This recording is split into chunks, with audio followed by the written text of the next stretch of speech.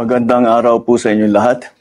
Ito po ay isa pang report na aking ginagawa upang malaman ng taong bayan kung nangyayari tungkol sa mga flood control na kaso na naging iskandalo. At paano kung ano ang mga ating nagawa upang mapanagot ang mga may kagagawan nito. Kaya nais kong i-report na ang ombudsman nagpormal ng naghain ng kaso laban kina Saldico at iba pang 17 individual batay sa mga ebidensyang iniakyat ng ICI at saka ng DPWH. Hindi po ito haka-haka, hindi po ito kwento. Ito po ay tunay na ebidensya.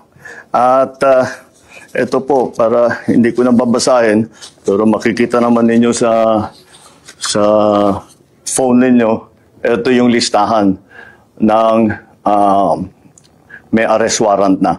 At ang susunod na hakbang, ay wala nang paligoy-ligoy pa, ang ating mga otoridad ay siyempre papatupad na nila itong mga arrest warrant na ito.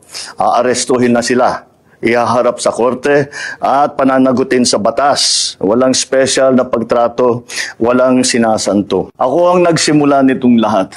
Ako ang magtatapos.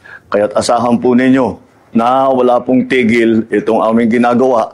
At kahit na parang napakatagal ang dumaan na panahon, ako'y nagpapasalamat sa pasensya ng ating mga kababayan. Ngunit nagbunga na ng resulta ang mga pasensya ninyo.